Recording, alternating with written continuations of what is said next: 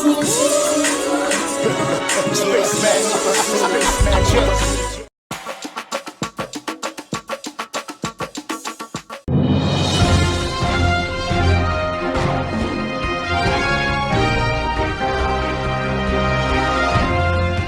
pe bangankolo wangai Telespater loyeli malamu na makamabuki.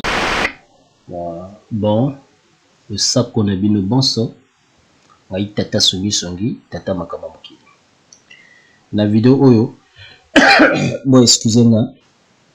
Franchement bandeko, bon excusez-moi, bandeko na bakana bolimbisa. Na vidéo oyo na yende ko yanula mama Pingila. Mais avant na yanula mama Pingila, na otika bino boyoka nani maloba ya mama Pingila. So yi boyoki yango sima na ko yanula yi. Trop c'est trop. Bolanda. Aïe aïe qui a dit nzambe na bomoyi. Soza na sécurité malamu te ma mingi akoma imnena kwa azape muta bassin. Mboka ngandi ba nini ba mboka wana nde ba Brazzaville ya na bien pona ko kende mais doki eza ba mboka moso oke kuna foza mutu kimia ba tu mingi ba fille mingi ya ba Congolais ba kufa kuma na trop donc soza mutu kimia te kuna na voilà bino moko boyoki maloba ya mama Pingila. Et le beli ya mama Pingila ezolakisa que na Brazza babomi kana que son nom repose un peu Mélodie oya sala théâtre artiste nzamba zomo molimo na ye na kimia pe apema na kimia isika azali. Bon au lieu bolobela mwana oyo Mélodie atiki bolobela plus mwana au lieu bosala lisanga pona bosangisa mbongo botindela mwana ya Mélodie atiki na mboka pona basunga mwana wana parce que a commis orpheline. Non, vous passez votre temps à accuser les gens. Accuser toujours. Et après quand les Européens vont nous rabaisser, que nous sommes des Ivoiriens, on n'est pas intelligents, on est incapable de se réveiller, on est incapable de développer nos pays. Allez, vous allez critiquer ces blancs-là sont des racistes. Pendant ce temps que c'est vrai. Alors que c'est vrai, parce que vous êtes des incapables d'évoluer en fait. Pendant maman Pingila, l'hôpital ya Brazza, selon bango, l'hôpital ya Brazza, monte bomi, et ça va maman Pingila parce que nous avons bilé dans les commentaires, dans commentaires, dans les l'hôpital ya Brazza, monte ba musubal ba point noir, musubal ba Brazza. Donc l'hôpital ya Brazza monte bomi, donc en gros c'est ba docteur ya Brazza ba bomi ndeko ya théâtre. Ndenge mama Pingila zo ba Brazza wana esika ukende tout ça machin etc. Bon nga ngina tuna yoka mama Pingila poto yo fandi wana na Belgique wana balinga ba yindu kuna balinga ba yindu te mais po no fandi wana zonga kasi mboka no Congo te po na Brazza eza mboka ya kofanda te soit disant kuna balinga ba Congolais ya Kinshasa te. OK, donc en gros il faut pas ba Congolais ya Kinshasa ba kenda na Brazza. OK, bien, c'est bien. Bon, maintenant, tout le monde a Afrique. Mboka yo fandi Belgique, eza mboka no. Eza mboka na yote. Kuna ba bomaka pe ba yindo, ba finga ba yindo, ba linga ba yindo te, kutu bazo benga na ba yindo. To kendeka net na France. Na France kutu ba lingi su ba yindo te. Mboka ngo ba lebeza ya bango, ba lingi ba yindo ba yaka su na mboka na mote. Donc bino ba yindo nyoso bazonga na mboka na. Mais kasi bo fandi kuna point. Récemment da ucho mona deux Congolais idiots ya Brazza na ya Kinshasa bazo bunda na kati ya métro. Donc wana eza makambo ya ko féliciter au lieu bosala ba vidéo bo finga ba tata wana pona ba changer ba kanisi ba tata mikolo bongo baza ko sona kaka pona oyo to bengi bilele donc bilamba na moni bango na métro bazo swana pona kaka o ba bengi bilamba. Moko azui kutu abandi ko blinga longolé li papa. Pona mama bilamba sa apologie babandi ko fingana Congolais ya Brazza na Congolais ya Kinshasa. Bon wana za ba seste wana na moni bino bosali ba video na ngote ma pingi loza ko accuser ba Congolais ya Brazza mutu babomi kana Mélodie. Maman Angélique, bon Angélica, Angélica, kana Angélica, ndeko Angélica, que son âme repose en paix. Tant à côté qui dans l'hôpital, ici quand à Kofi dans l'hôpital, l'hôpital les amis na Brazza. Donc ceux qui ont accusé ba Congolais Brazza, c'est que yo muto bomi Angélica alors. Pour bino ba ko finga pe Angélica, na YouTube bana bolinga na gate. Ceux qui ont finga soko le but que la Brazza to bomi yo akofinga ndeko akotika bato na ba page na yo na se wana ba commentaire na yo wana akotika bango na petit wana soki choix nini wana akofinga ba Congolais Brazza so monanga na interprète na côté là na côté na bani ko répondre bino non soki na bani ko répondre bo parce que trop c'est trop na ko kipe na kati makambo na bino otika bana na ba finga kana na biso de Bundes. Un cas de Bundes. Otinda banana ba finga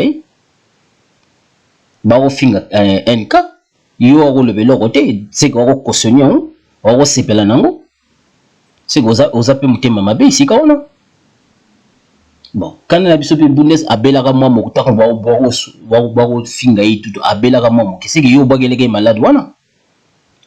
Donc au final, moi je ne comprends pas les gens. YouTube, ils ont comme Sabino, et comme Sabino Soumaïe l'était, ni les gars résolent na YouTube, ni. C'est quoi le problème en fait? Donc Motakoki ko bela soudé. Star moko ya Brazza, ya Kinshasa suka beli na Brazza, forcément Congolais ya Brazza mtabwa les malades. Star moko su ya Kinshasa suka kufi na Brazza, forcément donc bata Brazza mtabomi. Nyo se ko na nano ya Brazza, ezaka ka bata Brazza mtwasala ka. Mais pour naebi que osali référence na makambo ya parce que zo ba kuna ba boma ba tout ça référence na makambo ya nanu ya mbata bakolo na kata mbata bakolo batikala ko boma ba tuti botala trop ba vidéo ya Molière, c'est ça le problème avec vous. Vous parlez par le sentiment. Botala ba vidéo ya Molière a sangisa ba vidéo akena ko zo ba vidéo mususu oyo ba ko boma ba Congolais ya Brazza na Kinshasa na Angola suko yebiti ngana ko yebiso ngo skolelo bazo ba vidéo wana ba tia yango ba libiki no bazo bomba bato ya Brazza na Kinshasa pardon na Brazza bazo pe ba vidéo oyo ba militaire ya Sassou ba ko beta basi ya ba Congo bazo yango ba libiki ko no bazo beta bato ya Kinshasa beza ba vidéo mususu c'est ça trafic ba policier oyo ba beta ka bato ya Kinshasa pendant refoulement bakanga bango. Bon, peut-être babima bikolo na ebité, na ebi susutité, mais bakanga bango. Mais pono yeba mboka nyonso ya mokili oyo ebenganaka bato soki bazomona clair et susutité. Ndenge Kinshasa ebengana ba Congolais ya Brazza na ba Sénégalais etc. Avant na poursuivre na makanisi nanga na ko tshelo mo extrait wana. Pono yo omona, hein? Otala pono sosolo. Parce que bino mabena yo oyebi ko sala ba émission ti.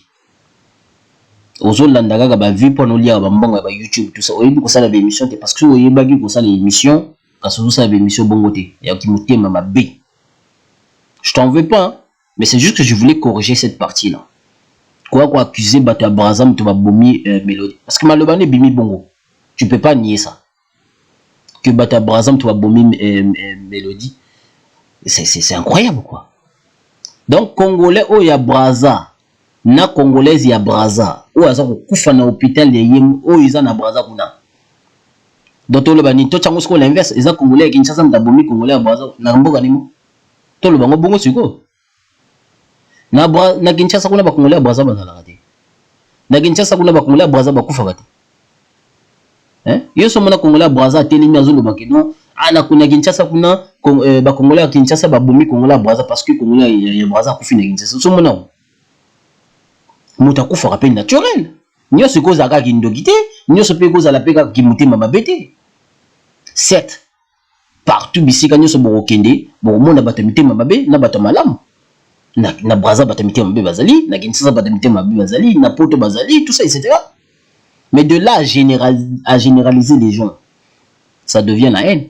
Ce n'est plus la réflexion logique, ça devient la haine. Autant à comment nzambe tout na monoko na yo nzoka de na samutema ozana mutema kindoki. Moi je te le dis. Parce que autant à comment nzambe l'excité ko lingi nzambe ozana bolingo nzambe. Ozana bolingo nzambe ta. Parce que ozaki na bolingo nzambe kasi yo zo ko sangisa bato. Esika mabe ezali mema bolingo. Mais yo esika mabe ezali ozo mema su mabe. Écoute, kutu esika mabe ezala kati. Mais yo memi mabe. Pour kana Mélodie akufi na malade. Akufi na malade. Kana akufi na malade. Bon, yo yebisa biso malade wana ya akufi na ngezani. Yo yebian ozalaka wana. Bino oza moto liboso oya ko accuser ba congolais ya Brazza bazo babomi kana Mélodie parce que en gros c'était ça vraiment le message que tu voulais faire passer en fait. Ce que vous avez dit, Congolais, par exemple, tu as bomi Kana Mélodie, il y a un ex-artiste théâtral. Alors, mais normalement, ridicule, excuse-moi du terme, mais c'est vraiment ridicule, Makambozolo. Hein? Tant que Kana Mélodie, Azaka na hôpital, na Brazza, tant Azaka na hôpital, yo Zalaka. Ba mona bino. Bino bozalaka, bino bato bozo ko accuser ba Congolais Brazza. Bozalaka wapi pona boki sungaye. Bako lukata kutuye est-ce que bako swata ye et na ba live na bino yo mama pingi la Olexa kata onoko lobelaka mibali pendant ce temps que ba star na bino bazo bela mais na tikala omono tout ça ba vidéo sur ba star na yo est-ce que yo sala même pour le sala ka vidéo sur Ferré il faut batinda yo il faut mona moi base moko bima soit fallait asali moi base mo sur Ferré allez wana ba ko lobela Ferré est-ce que ça la même ba vidéo sur ba star na on sala raté. Yo ma vidéo no sala kaka soit bana ya Niki soit makambo ya basi mibali donc tout le temps ko lebela mibali c'est comme si en fait vous dormez avec le sexe des hommes, vous réveillez avec le sexe des hommes, vous réfléchissez avec le sexe des hommes. Tout ce que vous savez faire c'est ça. Donc yo pasaka ton yo kaka ya ko lebela kaka makambo mibali. So les makambo mibali té au côté makambo ya bana Niki na Niki yimo. Franchement, t'en as pas marre? Hein? Tu n'as pas honnête quoi, maman. Alors que pendant ce temps, na yo, ndeko na yo ya mboka na yo. Même ça ndeko no propriété, mais ça ndeko ya mboka na yo. Azako bela na je pense Pointe-Noire parce que bato muso ba Pointe-Noire bon, bato muso ba Brazza. Bref, disons plutôt Brazza. Kana na yo azo bela na Brazza. Yo tikala osala ba vidéo te. Pono ba mais intel akenda wapi yo tout le monde a regardé des sous-sautés nani akenda wapi tout le monde a regardé est-ce que ça la vidéo pendant le bela bango ba star rebelle bazo mona na te Kokodio ko bela ici na mono salta vidéo sur Kokodio hein Kokodio a bela des fois est-ce que na mona ba mama mususu mona ya ba oya ba YouTube na mona ka bango au moins bango mususu ba sala ba vidéo sur makam oyo basi bazo mona pasi na zo na exemple mama maman international okomona ye mama international aza kolandela basi omona mwasi akenda kosimba kisi wana pe mota Brazza mwasi mo bakenda kosimba kisi parce que alinga koma riche tout ça etc alinga sacrifier bato ye moka mikene yepe bon mama international alobelaka makambo ebele en général makambo ya bato donc kaka asukelaka kaka na makambo kaka ya musique te mais nyonso en général bon yo sikoyo maman Pingila olexaka tango na yo kaka kolobela mibali oh mibali ya ba congolais boye kofinga mibali ya ba congolais pendant ce temps que non tu cherches encore les hommes congolais pendant ça la sous banana bango oboti sous na mibali ya ba congolais c'est triste il faut pas moi je vous trouve pathétique en fait parce que yo olinga ofinga mibali ba ofinga sa mibali ba congolais na YouTube mais obota pe na mibali ba congolais logique ça faut pas obota na mibali ba congolais celui bomona ka baza mabe faut pas obota na mindele tona ba arabe tona ba chinois. Mais pendant ce temps, bandeko na yo, bazo mona pasi, neti papa Kokodio ko ya théâtre, azo mona pasi. Na mona oto sala vidéo, osenga bambongo pour le tindi la bango. Pendant ce temps, kana na yo que son homme repose en paix, Angélique Tangazaki malade. tant azaki malade est-ce que botika la ça ba vidéo même pas bosenga ba front ba sungai non tant akufi nde bokomi ko senga mbongo tu trouves ça logique mais bino bozela kaka ce tant moto akufi na mboka na yo là tu accuses pas personne mais ceux qui moto akufi bongo ba congolais ebele ba kufa na poto mais bon accuse rappeler Mindeles bon le rappeler ah Mindele bon n'importe quel congolais akufi na poto na l'hôpital na l'hôpital ya poto pardon bon n'importe quel congolais ou akufi na l'hôpital à poto ça la peut vidéo le bas que non ba Mindele ya France to ya admettons qu'ils en en France le bas que ba Mindele la France mto babomi ça la vidéo aussi quoi donc ceux qui congolais ya Braza et ya kin akufi na Braza na l'hôpital ya Braza donc cela signifie na Braza mto babomi oh et bela ba kinois donc ndekana na biso oyo ahucho kufa tango azaki na bokono na ye na Braza kuna azaki na hôpital banda basanza wana sali na bokono wana li nzoto na l'hôpital baboma yete mais tango kaka yo kufa nde babomi ouais mais logique hein non franchement ma pingila ngana yebisaka bino ma pingila soko za na niveau ya journalisme T ou chronique T ça ne sert à rien de faire youtubeur makamba YouTube ça ne sert à rien de faire ça vaut mieux rester chez soi ça sert à rien au du caméra na yo moi micro na yo otie wana s'occuper portable na yo otie wana on fait la vidéo ça ne sert à rien si tu n'arrives pas à gérer ça ne sert à rien franchement parce que moi des fois tu me fais marrer dans la live na yo des fois il y a des trucs que tu fais bien mais des fois il y a des choses que ça me fait marrer quoi.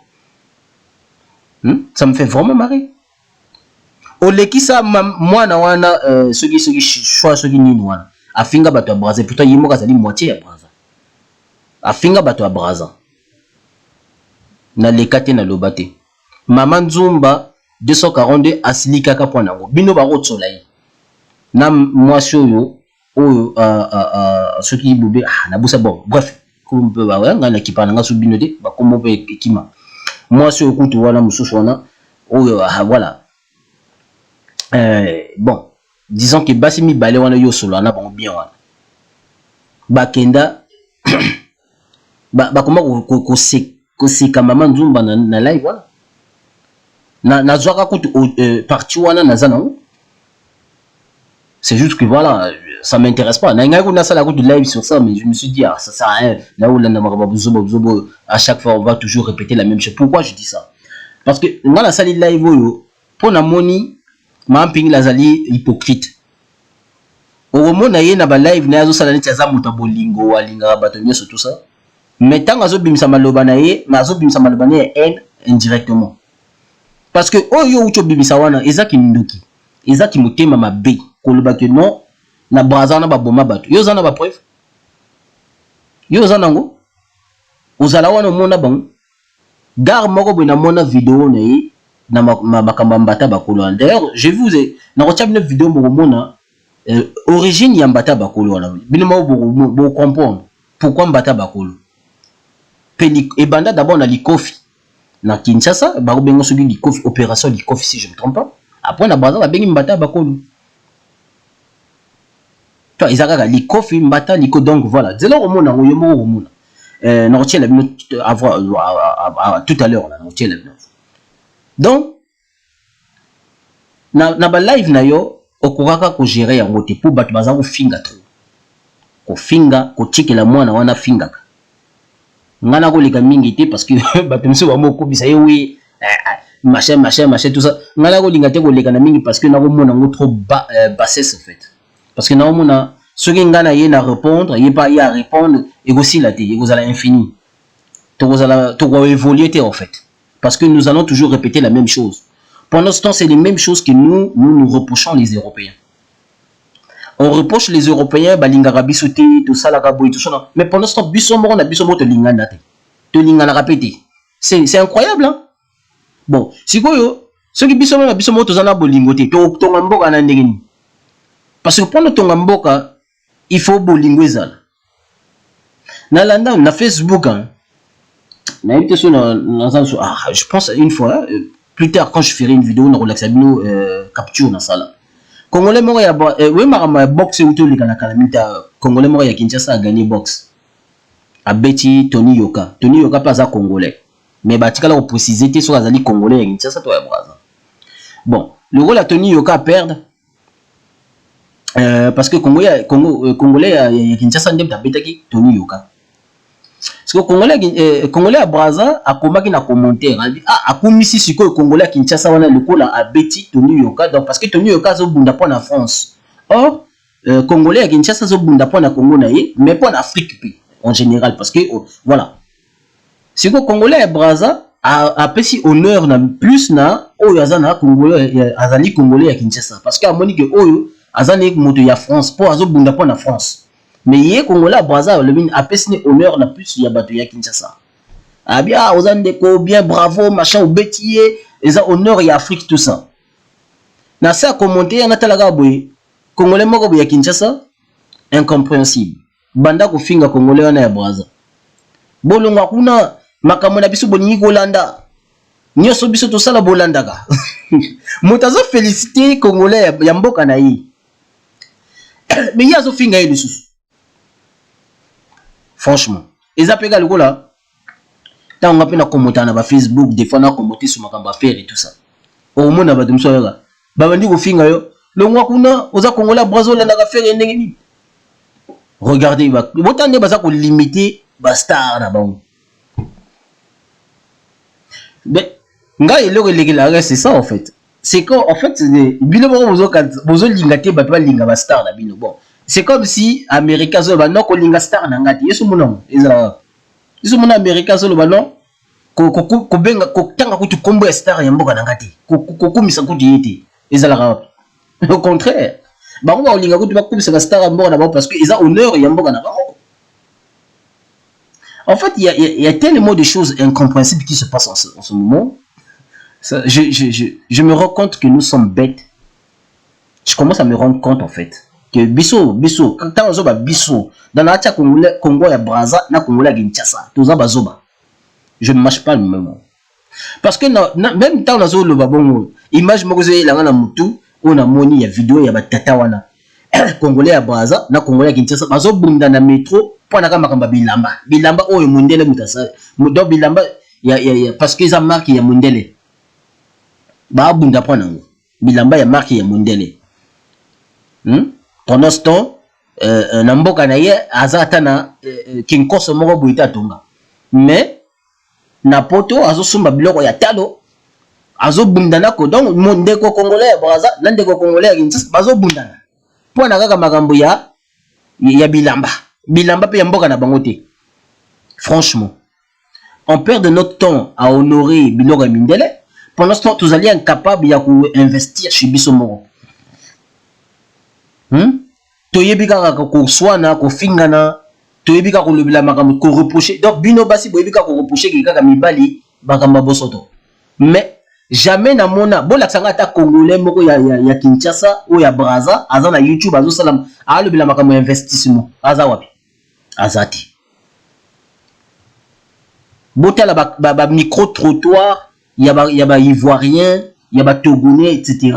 na micro trottoir ya ba congolais ceux qui ndenge moko bon mon la différence parce que biso to yebika ba futilité on perd notre temps sur les futilités. Bon na le bon moi mingité mais na kotika bino bolanda ba image oyo après to zoma voilà nani image oyo.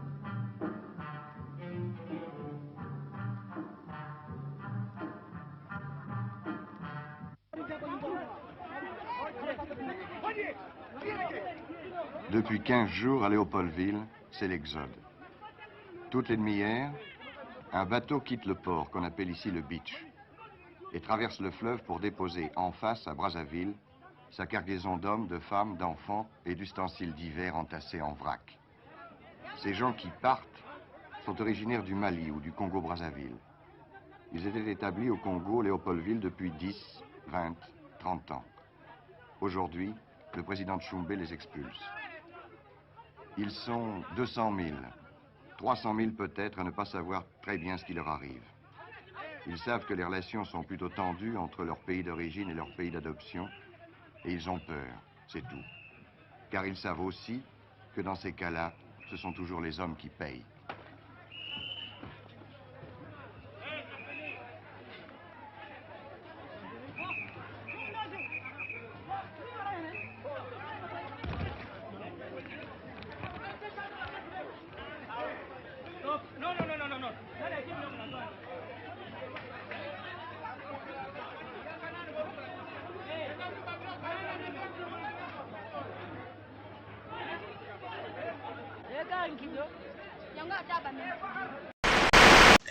Voilà, tolandi ndenge ndenge tomoni bino bomoni na ba ndenge Tshombe, Tshombe président Tshombe a bengana ba Congolais ya Brazza na Kinshasa, a bengana pe ba Sénégalais etc. Bon, bato misusu ba zoka, ba misusu kutu ba kufa, voilà. Toyebi histoire na très bien parce que nga pe ba boti nanga ba salaka kuna na Kinshasa. Donc nazana ba demi-sœur bon nazana demi-sœur baza ki bato Kinshasa, naza pe na ba tante baza bato Kinshasa. Donc Kinshasa c'est mon deuxième pays, je connais très bien. Voilà, mais j'ai jamais été, mais je connais parce que ma famille nanga naza famille propre ya Kinshasa. Voilà, donc mais nga naza Congolais ya Brazza parce que papa nanga za ya Brazza, maman nanga za ya Brazza. Mais papa nanga bota pena bato Kinshasa, koko nanga pe bota na bato Kinshasa. Voilà pourquoi je vous ai dit que j'ai des familles aussi voilà à Kinshasa. Donc cela voilà pourquoi vous voyez que je parle aussi souvent sur les ferrés, etc. Parce que pour moi c'est une seule famille quoi. Moi je regarde pas tous ces querelles là. Moi j'en ai rien à foutre de vos querelles. Mais ce qui m'étonne des fois, quand vous ramenez tout sur des histoires que vous ne maîtrisez pas, tu vois, ça m'étonne un peu. Ça m'étonne et ça, c'est pas que ça me blesse pas. C'est juste que je trouve ça trop ridicule qu'on revient là-dessus, qu'on fait que tourner là-dessus, on n'avance pas. Vous voyez, on fait que répéter la même chose. Bon, peut-être à la dernière vidéo, non, parce que c'est une salle de vidéo, on a le belango, mais je pense que la dernière vidéo, on a le soumarbambata bakolo. Parce que j'ai constaté vraiment que tout ça quoi avancer, tout ça qu'on répétait toujours la même chose et on n'avance pas. On est comme des voix à rien. On parle toujours, mais on n'avance pas quoi. On trouve pas de solution. On fait que répéter, on fait qu'accuser. Voilà.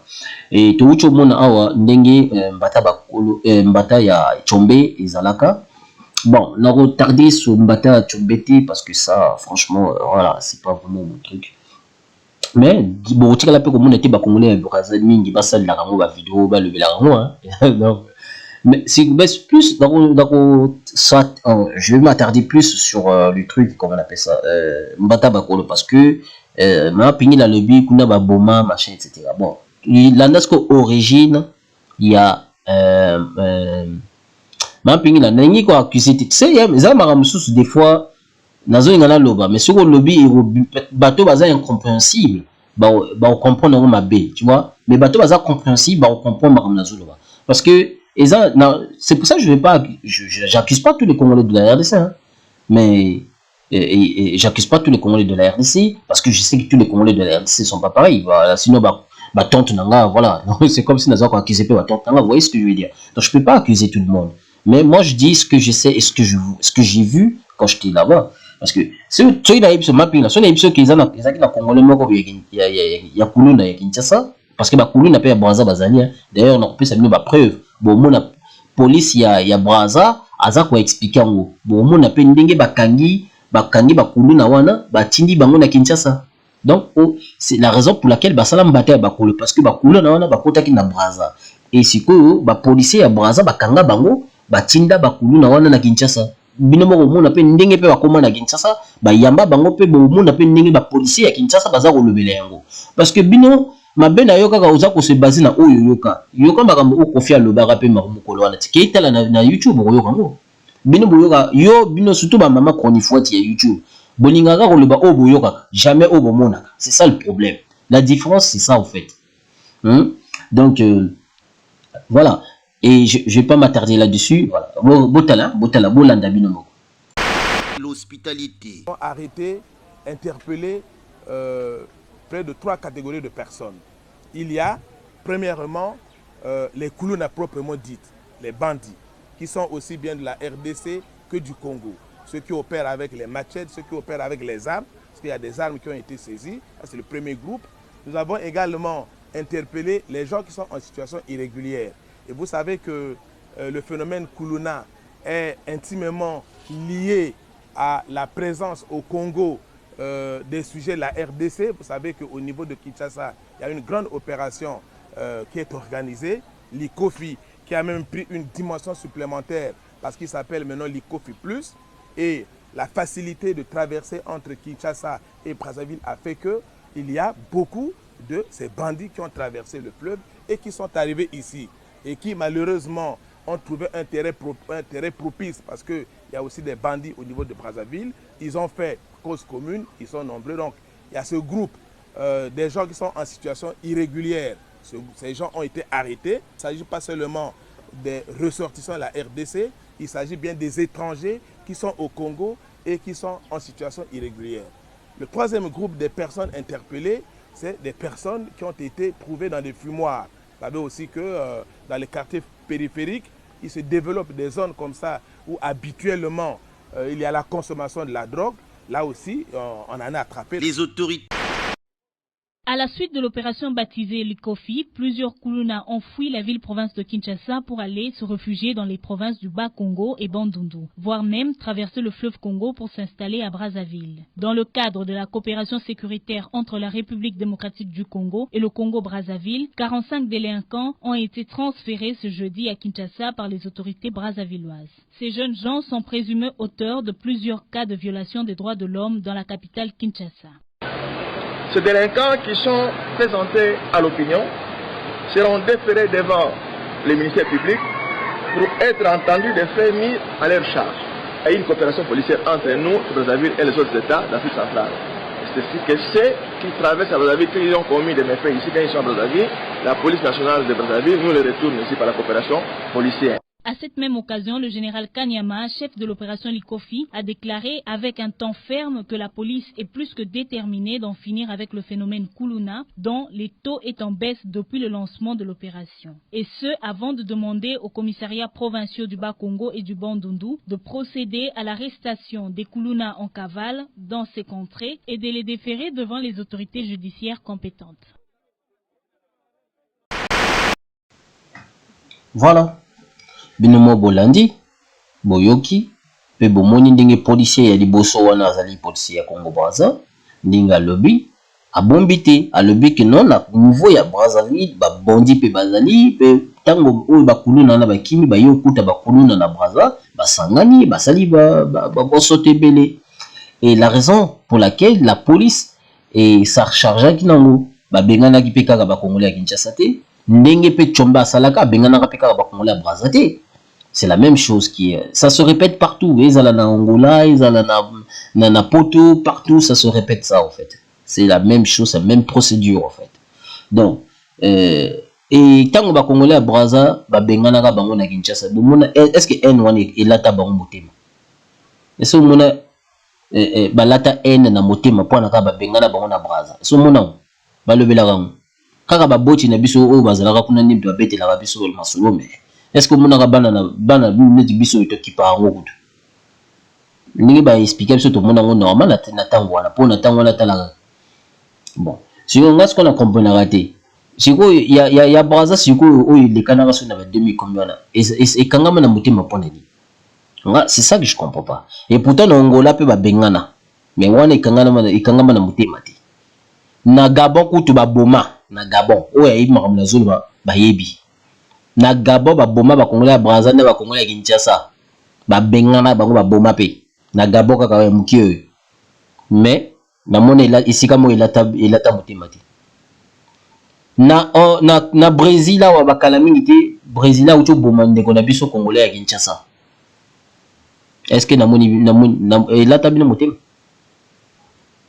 est-ce que bino mama pingila yo sala ngo live o salela ngo live bakala mingi te ça fait pas très longtemps là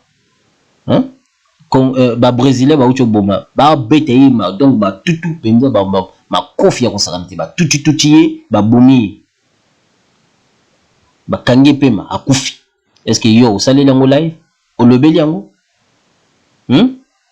Deux Congolais idiots, il y a papa Mikolo, il y a Brazan et Kim.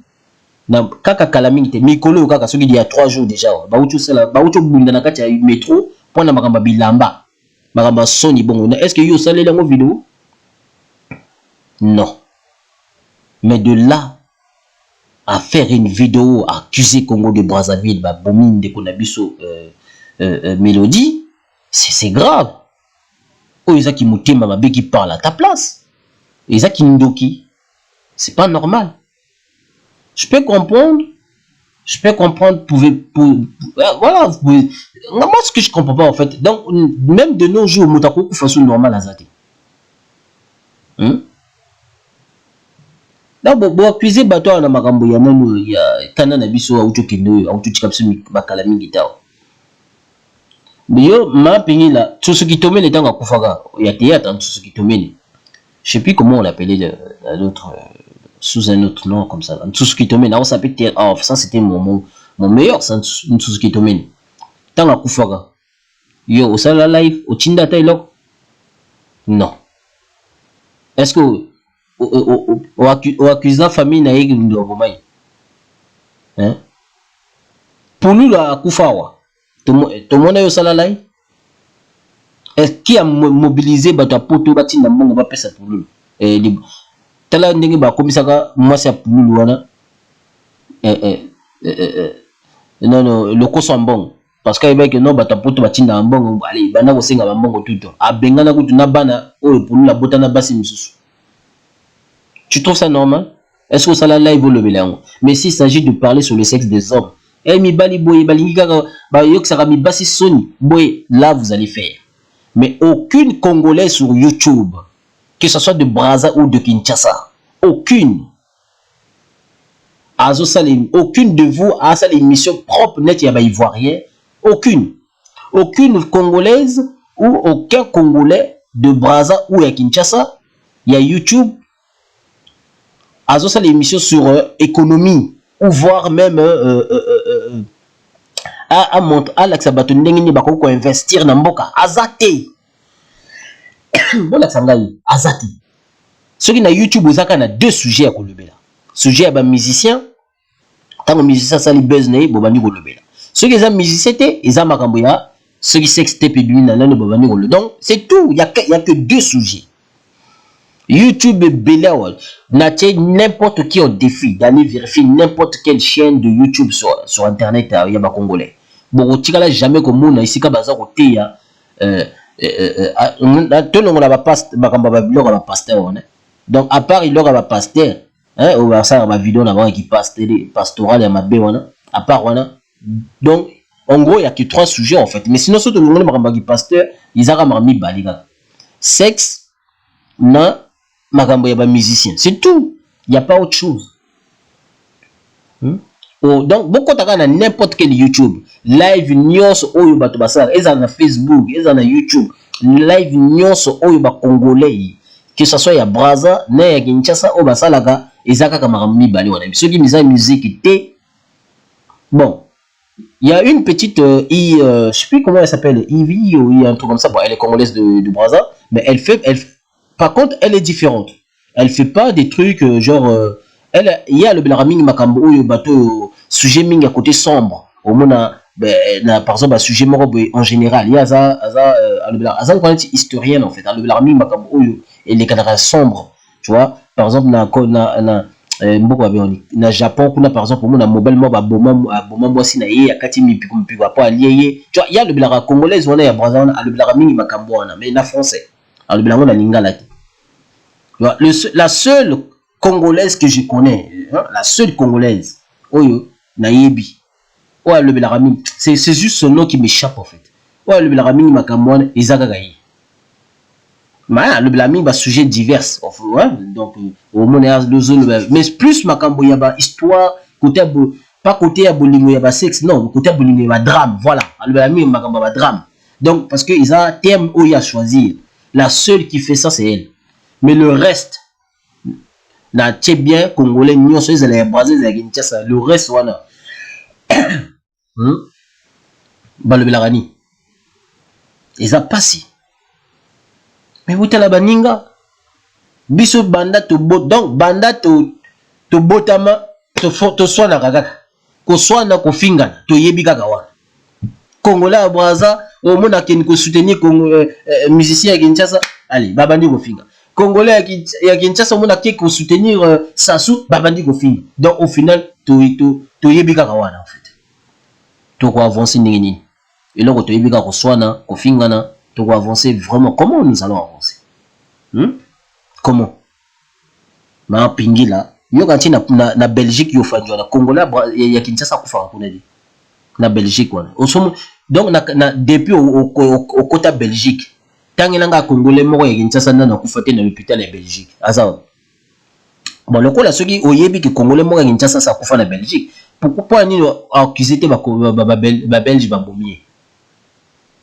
il faut arrêter ça comment nous allons avancer yango tout ça quoi avancer te botala ba anglophone baza ko kende déjà misika ba komi misika déjà ba anglophone ils font déjà des trucs incroyables mais biso tout ça kana kati ba futilité toujours bundaka kana kati ba futilité hein c'est pour ça ceux qui ministre ceux qui viennent ambassadeur ya Ghana afingaka ba congolais ba finga ba congolais alobi bango ba yibika ko lata comme ça ba veste tina loketo na nombril na voilà na motolu c'est tout afinga ba congolais nyoso même si afinga qui bon lui s'adressait plus voilà ba congolais qui ça mais ngana zoki ngo le quoi faire fingi biso parce que statut n'a ngeza congolais aussi tant ba fingi congolais qui ça automatiquement ça me touche parce que statut n'a pas congolais tu vois c'est pas normal. On va pas passer notre temps à finga naga ya kusona naka ya bisuma kamoko ya zangatina. D'ailleurs yo moko tango za koloba ke no ba bumie na ba boma ba tokuna donc ba Brazza wana za kanga ko kende kaka. Bebo ba poto bokeni. Te ba poto tokena ko ba boma ba yindo te. Nano yo kango te. Ba zumo yindo ba beti ba tie ba mbeli ba tik donc nano yo kango te. Mais point ni tokenda kana ba poto. Bozonga kasi tozonga kasi na bamboka na biso. Et pourtant ba mindele bazolo ba biso clairement to lingi binote na bamboka mindele ba lo bango to lingi binote na bamboka na biso bozonga pa na bino mais to fandi kuna point to zonga kasi ah bah attends, franchement hein faut arrêter ça franchement nanga kudna tia ba mipiku ya ba vidéo misusu hein obomo na ba explication ba frère nanga ya kin ndenge bango moko baza ko limbola makambo bato bala ko Bomanyoka soki tika nano. Écoutez, bon, la gana tia kutu vidéo ici kango. Bino moyo kandenge, si na tia ngoka so bobetika ka mbata ba kulu soki nani affaire mbata ba kulu, botie makamba mokila affaire mbata ba kulu. Et si na levé là sujet ngo déjà. Non ou non. Un Congolais de Brazza répond non, un Congolais de Brazza répond non, la réponse, oui, la réponse aux Aïrois qui ont insulté les Congolais de Brazza. Je pense que le titre, c'est comme ça que j'avais fait. Je sais plus vraiment, en fait. Non, je pense. Je suis pas vraiment. Là, vraiment sûr. Excusez-moi, là, surchuté parce que ça, vidéo est calé. C'est beaucoup de gens, bon, la vidéo là. Ou soit, bon, petit éclaircissement sur Mbata Bakolo. Voilà, bon, petit cas éclaircissement. Beaucoup de Makama Mokili, éclaircissement sur Mbata Bakolo. Bon, mon na tiaka coup de vidéo, on a bien bon, mon ne ba frère nanga ya Kinshasa, ba Congolais ya Kinshasa. Ndenge bazali ko expliquer ngo bango moko sujet parce que ceux qui congolais à Brazza tazo le bango hein azo le belango azo ko expliquer pourquoi Mbata pourquoi Bomanyo katika zaiwa bon avant ils avaient nango de Bomanyo katika zaiwa ils avaient Bomanyo katika kino Boma kino so tika nyoka je pense mais ils avaient bongo si je me trompe pas c'est que comment ko bongo na Bomanyo katika zaiwa voilà pardon Boma zaiwa tika nyoka comment bongo na bongo mais ngape na yebi nango la sens na ngai ngala yebi nango que non apparemment mon bout ngande na yeba je confirme pas ngande na koyo kango mon bout mtalobaka ngo tout ça ningi pas le baga que non ko buka le kutaka côté ke kolote mais je ne confirme pas que c'est vrai ngana yoke la ngona na yebi le ngona nzela wana sens wana c'est que mes congolais Kinshasa wana yé pas za ko pesa ba explication na ye na ndenge na ye boke ndeka ko tala ngo na bino mo bomo nango mon explication à PC. Bon, moi je vais pas trop surcharger ma vidéo sur ça parce que comme quand ils ont répété tout comme un répétitif en fait. Je répète tout le temps la même chose, après ça sert à rien. Tu vois, c'est pour ça que je vais pas répéter cette partie là, mais na répondre na zone ici partie à ma policier pendant au comprendre hein mampingi la zone ici partie à ma policier dans l'action partie à policier pendant au comprendre que non opération mbata bakole banda na sens que non bakulu na bakimaka Kinshasa bakoma ko bomba bato na Braza bakoma ki ko bomba bato tant bakimi Kinshasa parce que ba olanda bango et ba siro ba bakela opération di Kofi voilà nega boyoki na vidéo bakoma ki ko bomba bato na Braza babuma kutu mama moko boye azaka na zemi babomi et tu trouves ça normal et voilà des révoltés en fait tant les révoltés quartier et voilà et commis ce que pesisco ba policier idée ba sala mbata ba na ndingi pe voilà ba sala mbata ba kolo mais en plus mbata ba kolo na kini komaka susu msoki mbata li Kofi plus voilà après na Braza ta ba sala mbata ba kolo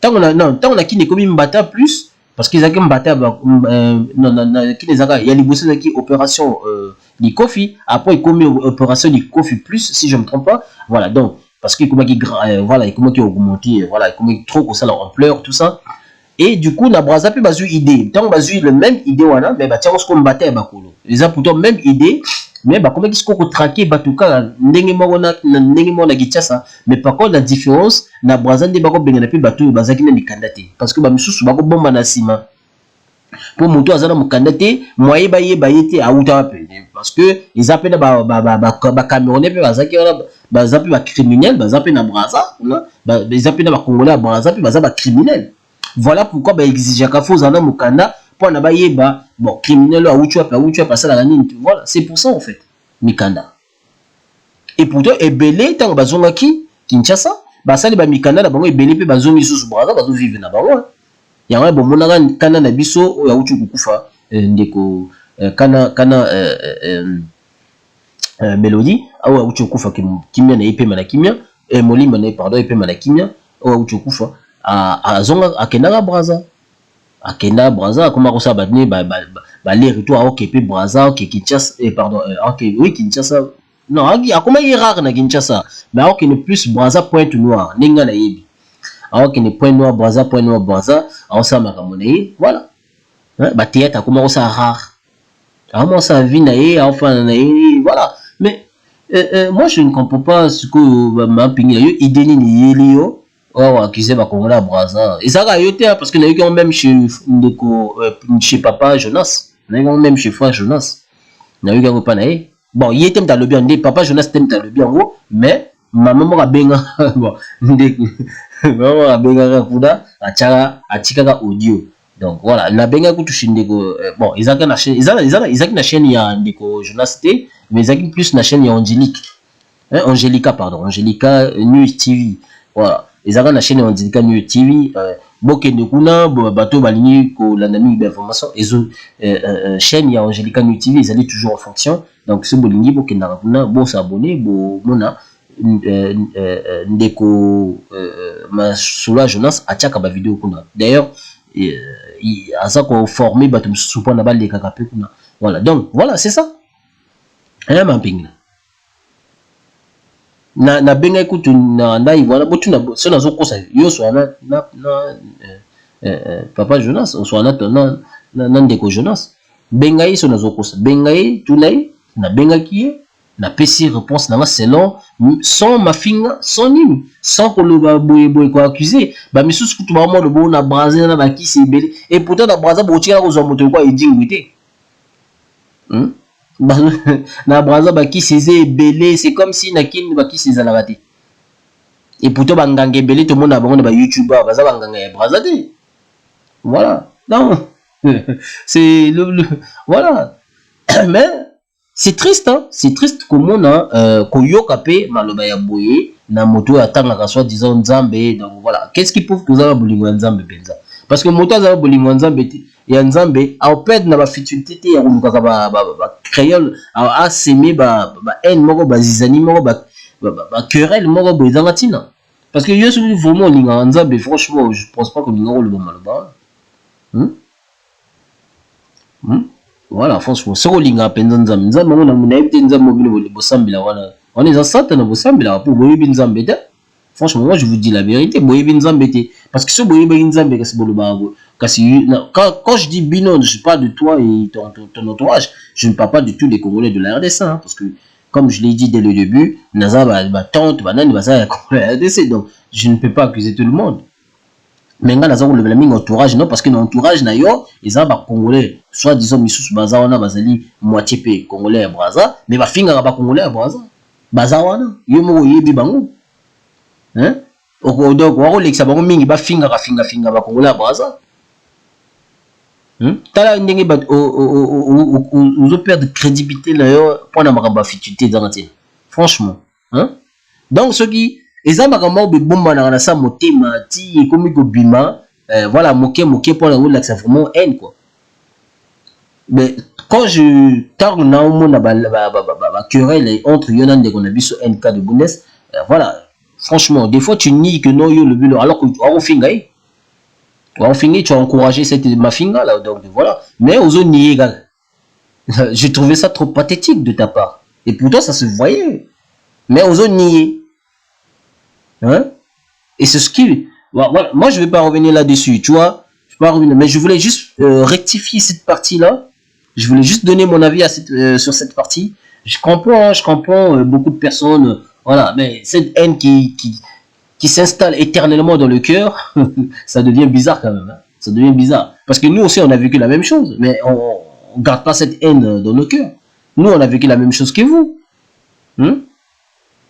Mindele basala biso pire pourquoi boyina mindele bonté mais kaka bisondi pourquoi mindele basala biso pire que les quand même oyo biso to sala entre biso na biso mais mindele boyina ga bonté bolinga yesus ko li quand même na moyino pourquoi c'est quoi ce raisonnement là toujours qui doit ou alors nous tu vas voir même il y a beaucoup de Congolais qui vivent en Europe balingi ko sala té kaka kokenda kosenga bambongo na la CAF et tant bazo kesenga mbongo na la CAF et en même temps ba mindele ba siligate so mindele bandi ko siga bandi ko finga so mindele wala pourquoi moi je parle de tous les Congolais que ce soit de Braza ou de Kinshasa je retire personne et ça passe non franchement voilà comme c'est quelle heure là je sais même pas quelle heure parce que moi c'est triste hein. C'est triste de voir tout ça, et surtout quand il s'agit de nous-mêmes en fait. Quand il s'agit de nous-mêmes, ça fait mal. C'est triste. Parce que je me dis, quand on va évoluer, je me pose souvent cette question, on va évoluer quand en fait? Parce que nous restons toujours dans les futilités, quoi. On n'évolue pas. On est tout le temps là à s'insulter, à se rabaisser. Jamais on se donne des idées concrètes ou magnifiques ou je ne sais pas. Je sais même pas qu'est-ce que je fais, quel mot que je peux employer là-dessus. Jamais. Au monde où l'autre yokadi toujours sur la bière, l'un ou l'autre a poignardé. C'est quoi cette histoire? Comment on va avancer? Comment on va avancer? Botela kutu ba pays mususu kutu bazo ko avancer. Biso kaka wana technologie kutu tuzana ngote. Ba technologie tuzana ngo ya mipaya. Biso mongo eloko te satellite apamba tozate. Rien, zéro. Satellite kaka tuzana ngote. Satellite kutu na ke kutu musika. Ba goudron kaka ba terrasse bandako ezate. Rien. Mais ko soit na toyebi, ko finga na toyebi. Batata mi balé mi kolobo ya Brazana ya Kinshasa baza ko soit na pona bilamba na lipapa. Et vous trouvez ça normal? Na tika ko mona ta maman moko te ya YouTube a le belao. Franchement, soyons honnêtes. Non, franchement ma pingi là, so zanga ke loka ko loba fallait faire loka kimia. Parce que moi à mon avis fallait ndé le bela plus moi na oyo kana na biso atiki. Pourquoi vous attardez toujours à s'en charger sur les gens au lieu de s'occuper des choses qui sont prioritaires en fait. Normalement, les priorité, vous la CT, les amakamu ya mwana oyatiki. parce que moi on a commis orpheline alors que des classes des excusez-moi ok parce que des classes ndenge ah nana olesa ye azayiti azayi moko tata na yaza botuna bomituna na bakeso wana bozutu bozali komituna te tata na yazali wapi tata na yake na wapi akosala ndeni mpona vivre akolala epa nani moto moko te kati na bino aza komituna bongo ata moto moko peta alobi bon ndenge mwana ndenge akei boye mwana tikali orpheline donc ata mama moko te parmi vous alobi bon nabengisa mwana wana kofanda na ngai aza te. Mais ceux qui ont accusé, là vous êtes des champions. Franchement, vous êtes pathétique. Sérieux. Franchement, sérieux. Ndeko afandaka ikimia na malade na ye azaye moko na braza kuna. Bosala ta émission moko ti po boluka ye. Boluka tant zo babino ba mama ba koni fwati. Surtout toi maman Pingi là parce que réponse c'est ça plus sûr. Natika la komono te osala vidéo oluka ye. Oluka oye ba isi kazali. Oluka oye ba pona nini na mona na kasusu te. Natika la komono te osala vidéo, osala live. Mais ce qui pona osala live pona Niki, osala live pona bana Niki, osala la première ya osala. Mais mwana mwana oyo atikali orpheline ozawa. Mais ozali membre ya association ya Niki non. Mais yebisa Niki akenda ko jwa mwana wana puisqu'à atikali orpheline. C'est comme ça que ça fonctionne l'association. Une association n'a pas accusé n'a pas finga fali ou soit qu'on finga faire ou soit qu'on finga je ne sais qui. Hein? Franchement. Vous n'a pas finga ceux qui gomorrent. Vous passez votre temps à insulter ces gens. Alors que vous devez votre association s'est focalisée sur les gens qui souffrent. Bah démunis tout ça etc. Bon moi na uti kotika la éthique. C'est quoi nana rejoint la charge. Au lieu de le coup la moi na tikali boy to yebite sika tata azali so boy yebite sika tata azali bon nana ko to sang sata mo mbongo to bengsa mwana wana le coup la za mwana muke amata awa akin asala l'étude na ye boko kanisa bongo non mais pour vous passez votre temps à accuser. Franchement je suis triste d'entendre tes propos. Ça fait mal. C'est pas moi qui a mal. Mais ça fait mal d'entendre ça en fait. Sur le coup, ça fait mal d'entendre ça. Ça fait mal pas... Bon, ça fait mal pas dans le sens que... Mais ça fait mal dans le sens que... En fait, quand j'y réfléchis, quand je retourne en arrière, je me dis en fait, on est vraiment bêtes nous en fait. On est bêtes, on réfléchit pas. On n'avance pas, on se rabaisse pour rien en fait. Sérieux. J'ai vraiment beaucoup de choses à dire. Mais talaga ba loko pesa na tango faut ngape na kinulala parce que voilà na kotika bakala na kota na 21h donc moi ba douche moi ba nini bila rolia tout ça après voilà vous allez moi vidéo ya wana yé ko répondre yo na et puis que peut-être lobby après demain au yoka audio au landa vidéo c'est triste voilà sur on s'allait live pour nous répondre c'est un problème. Moi je vais pas m'attarder à faire des réponses machin. Moi je voulais juste te rectifier pour tes propos insensés en fait. Voilà. La fignoté après parce que je sais que beaucoup de Congolaises parmi eux aux années bien compréhensible. Ouais, figno. Ah le but aux pathétique voilà, il a si souffrance en fait. Pathétique parce que ouais, il français c'est pas mon problème. Pathétique et l'excès souffrance. Donc, mon toit, ça veut dire que souffrir. So, bah, nous allons pathétique, ça veut dire que tu souffres vraiment à mort. Donc, au fond de toi, tu souffres. Ça, vous voyez, imiter. Pathétique et l'excès que vous avez zoba, non. Pathétique et l'excès que vous avez souffrant. C'est ça le mot pathétique. C'est pour ça, dans le but que non, pathétique, à souffrir pour rien, en fait. À souffrir parce que, dans mon thème, il y a un kétoana, au Kolobakino, Congolais, Braza, Boma, Boy. Mais preuve, moi, que tu as là au monde en athée. Bazoa ko ma vidéo moko vous te o sorti bato mobile ba soki long moko vous comprendre ba que non quand j'y pense à cette époque là ça me fait me barrer. Mais bref, après tout, on va pas tout le temps continuer à répéter la même chose tout ça. Et pourtant ba Brazzaville m'a vécu en moi hein. Et pourtant hein? Voilà.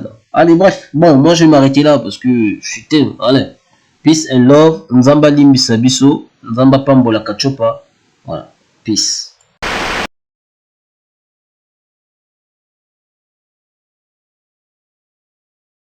S'abonnez-vous.